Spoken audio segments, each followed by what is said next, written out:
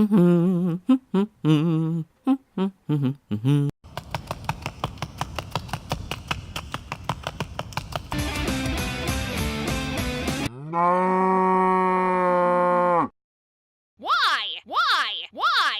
of the reason the fish sandwich was better is because the whole grain flour used for the whole grain wheat bread is different from the white flour used for the hamburger bun, as the white flour has been processed. This process refines a whole grain by removing the fibrous outer layers of the grain's kernel through milling and peeling. By removing the bran and germ, a refined grain will lose its health-promoting benefits. This is why refined grains will be reinforced with B vitamins and iron. But more importantly, the processing of a whole grain causes it to lose a large amount of its dietary fiber. The lost dietary fibers are insoluble fibers, mostly cellulose. Refined grains have also gone through a heat treatment which weakens bonds between polysaccharide chains and glycosidic linkages in dietary fibers. Thus, what is left is a white grain that is much easier to digest. A whole grain products almost 50% more diet-induced thermogenesis than a refined grain, which translates to processed grains giving 9.7% more energy. At first, an increase in energy appears to be something that would improve the 800-meter performance. However, what it entails is a higher glycemic index. A hamburger bun has a high glycemic index of 75 out of 100, while whole grain bread clocks in at a moderate 53. A high glycemic index means a blood glucose spike and an accompanying high blood insulin response. A high insulin concentration is problematic for an 800-meter sprint because it promotes carbohydrate and fat storage. Normally, epinephrine would sufficiently inhibit insulin release, but the high glycemic food allows insulin to assert its inhibitory effect on hormone-sensitive lipase and thus beta oxidation. Even though the 800-meter sprint is only between 1.5 to 2 minutes, the predominant energy system used switches around 30 seconds from glycolysis to oxidative respiration. Overall, having oxidative respiration blunted will by far outweigh any benefits to the spike in blood glucose, as glycolysis can contribute as little as 29% to the 800-meter sprint. Fried food is harder to digest than grilled food due to the high amount of fat absorbed as it is being cooked. High-fat foods exert more pressure on the digestive system and organs, which would negatively affect an athlete's performance. The health benefits of grilling is the reduced fat and lower calorie content. Grilling food takes shorter cooking time, which ensures that as much nutritional content is retained in the food when cooked, which better aids in athletic performance. 1 gram of fat is equal to 9 calories. According to Very Well Fit, this calorie density, along with our seemingly unlimited storage capacity for fat, makes fat our largest reserve for energy. Calories from fat are less accessible to athletes performing quick, intense activities, but fat is essential for long-duration, low-intensity activities and endurance exercise. Also, according to the scholarly article by Stellingworth, Mon, and Burke, skeletal muscle can store nearly the energy equivalent of glycogen in the form of intramuscular triglycerides. Intramuscular triglycerides could contribute up to 50% of total fatty acid fuel and is a viable fuel source for resistance training and endurance exercise. Omega-3 fatty acids are a type of polyunsaturated fat, and they are also beneficial for your health. Types of omega-3 fatty acids are EPA, DHA, and ALA. EPA and DHA have more health benefits, while ALA is less potent but still very beneficial. The best sources of DHA and EPA are salmon, tuna, oysters, and halibut, and best sources of ALA are seaweed, walnuts, kale, and spinach. Unhealthy fats that athletes should avoid are trans fats and saturated fats. Trans fats increase LDL levels and decrease HDL levels.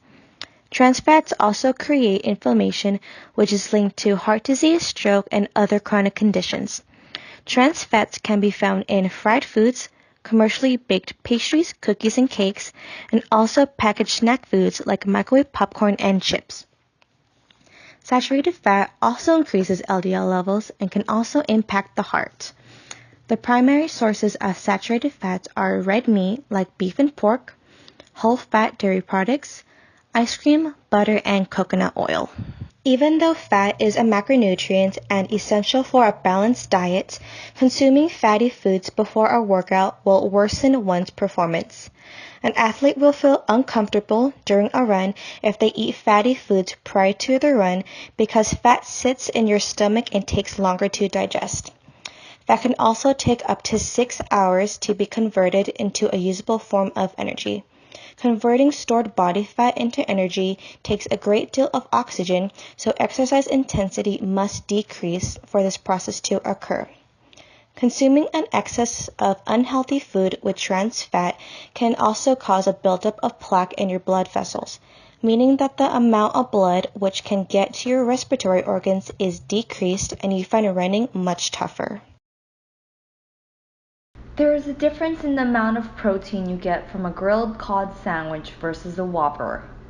According to the self-nutrition data, the amount of protein in a patty is 21 grams and 41 grams in a cod. Although protein oxidation provides less than 5% of energy for muscle contraction during exercise, the amino acid leucine helps with protein synthesis, needed to successfully run the 800-meter. The article, The Role of Leucine in a Regulation of Protein Metabolism, leucine has been found to slow the degradation of muscle tissue by increasing the synthesis of muscle protein in rats. It states that increasing leucine concentration stimulates muscle and protein synthesis and enhances the sensitivity to insulin. Consuming both carbs and protein will further the mTOR response, which is a protein kinase that is a central regulator of cell growth and metabolism. According to self-nutrition data, the amount of leucine in 1 gram of beef patty is 1,668 milligrams and 3,341 milligrams in a cooked cod. That means participant 2 consumed 2 times more protein and amino acids than participant 1, giving them an advantage. Overall, fish have higher amounts of leucine, which provides more energy, and because it is not fried like a patty, it contains more protein necessary for muscle synthesis and repair.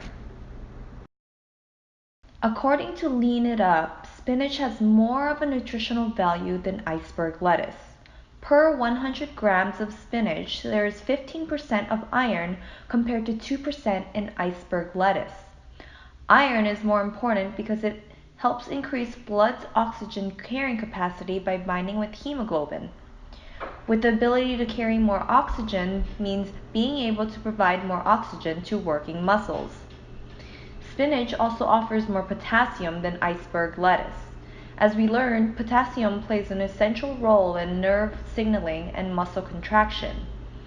The 800 meters sits at the cusp of a sprint and endurance event, so it is an advantage to consume more potassium as it will help boost the efficiency of nerve reflexes to have that final kick to complete the 800 meters.